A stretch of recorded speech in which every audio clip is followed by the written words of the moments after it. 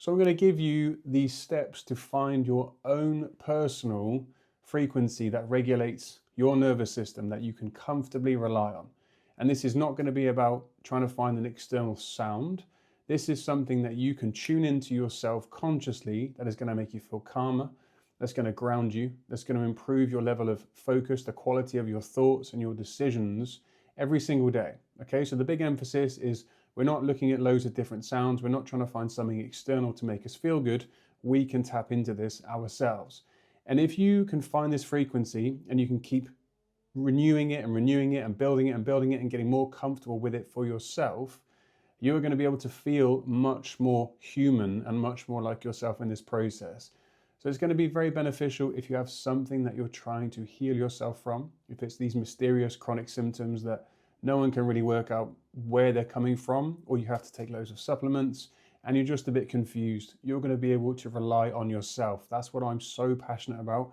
We're in a time right now where we are being called to, probably for the first time in our history collectively, through generations, to deal with all this chronic stress that is in our systems, right? So this is going to be super helpful. The first step, what we want to do is we want to regulate your nervous system, which means shifting you out of this survival mode, which is causing all of these issues. When our nervous system is in survival mode, we typically turn off the frontal lobe of our brain. And this is the part of our brain that allows us to make really good decisions, that thinks strategically, that has that almost emotional intelligence to understand context and people and situations, inhibit impulses and help us build good habits, right? It's like if you think of, you have a really good CEO in you that runs everything, that's on it, that's smart, that knows what to do, that understands context and people, it's that part of our brain.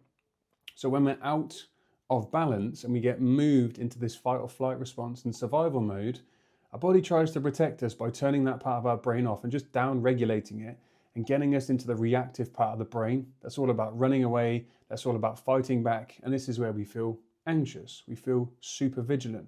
We feel just so far apart from ourselves, and like our body takes over, So if you think of a panic attack, that's a really good example. And if you've ever had one, you'll know that when a panic attack comes on, you consciously in your mind, your consciousness is saying, no, not now. No, I'm good, I'm safe. No, this is all good. This is just rubbish. No, I'm not. And your body, doesn't matter what you say, just goes, no, we are in fear mode, and throws everything at you, right? And this is where you just get the body taking over with the hyperventilating and the severe anxiety and the just wanting to disappear, right? Or whatever the sort of reaction is. So when we get stuck in this survival mode, the first step, the easiest step, is through regulating our breath.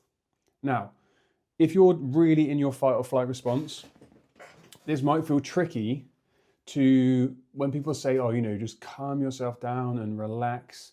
If your body's taken over, it can feel really hard to have positive thoughts or to feel elevated emotions and emotional states that make you feel good. So by regulating your breath, it's something that every person can do. You can consciously dictate your breath despite, in fact, these ruminating thoughts or the emotions that you're feeling, you can regulate your breath. A great place to start is to just do for a count of 5 in and a count of 5 out. You can change that. You can try 6 seconds in and 6 seconds out. You kind of want this resonance where the inhale and the exhale is the same. And you can try different versions of this. You can breathe in through the nose and out through the mouth, which is the preferable method for most people I work with. But just getting into that continuously for a minimum of 2 to 3 minutes. When you do this, despite the thoughts you're having, despite your emotional state, behind the scenes, your body and all your body systems are beginning to get into coherence because your breath is resonant. You're giving it a consistent rhythm. Okay, so in the initial stages of working with people, this is the greatest place to start because you're not trying to change your thoughts. You're not trying to feel joy and connection and love and tap into that. Your frequency of your body is changing, but you're doing it by regulating your breathing. So just to begin with, you're going to want to put some time aside, 5-10 minutes a day, which you can grow, but also you can do this before any stressful events. So that could be going out for a drive. If it's a long distance drive, which you haven't done in a long time, going to a new area. It could be going for an interview. It could be you've got a presentation to give, right? Whatever it is, you can do this. So get in the habit of breathing in through the nose and out through the mouth. And on a count of 5 on the inhale and a count of 5 on the exhale, and try different amounts of seconds and do it for 2-3 minutes, test them and see which one makes you feel the best, because everyone is slightly different. 5.5 seconds in and 5.5 seconds out as a timer is a really, really good place to start. And for the majority of people, this is really cool to get yourself in this rhythm, okay? But it's difficult to obviously count that in your mind. So you're gonna wanna try and find a breath pacer to do that. Okay, second step. So that is the first thing. Put some time in with the breath, regulate it. This will change your frequency where your body then behind the scenes, all these systems, because your breath is the foundation of you, are gonna start getting into this mode of balance, right? So you are able to regulate your nervous system. The next step is for me to help, this is the process I take people through to find that frequency to regulate yourself, is the brain. When you're stuck in survival mode, you will know very, very well how crazy your thoughts get. And when you've been in survival for a long time, you get exhausted by your own thoughts, which is strange because you think, why am I producing these thoughts? They don't support me in any shape or form. And it's that fight or flight response, which is driving them because it's perceiving every single threat. It's giving you every single thing that could go wrong and lowering your self-esteem and everything to stop you doing anything, to keep you isolated, disconnected, all this sort of stuff. So now we want to look at the brain aspect and the thought aspect. Now, when we're in this particular mode of fight or flight, our brainwaves get stuck in this high beta brainwave state. And in that state, the default mode network of the brain is super active, and the brain is quite fractured.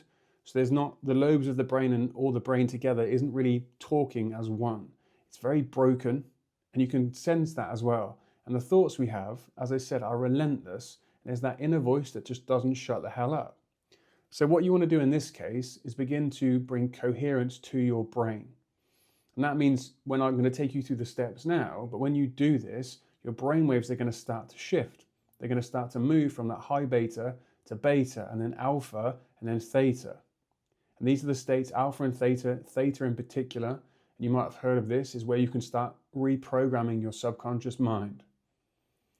So a really effective way of doing this, which sounds strange, but it's worked so well. And bear in mind, my chronic health condition was as a result of a lot of traumatic injuries and experiences, but typically blows to the head. So I had real difficulty calming my mind and thinking clearly. So here's what you can do. If you place your attention and your focus on your head and maintain it there for 2-3 minutes, you'll know this is working when you notice that your shoulders start relaxing and your body starts to relax and you feel like you're chilling out, right? And that's the brainwaves start to shift. So when I say place attention, I'm saying place your focus here. And your thoughts will still be there and they'll still be trying to pull you into bad scenarios, and you'll be noticing maybe stuff around here in the body and the pain you're feeling in your back from your sitting there and all this sort of stuff. That's normal. But if you keep coming back, to keep your attention here, so you can place your attention here and it will move, right?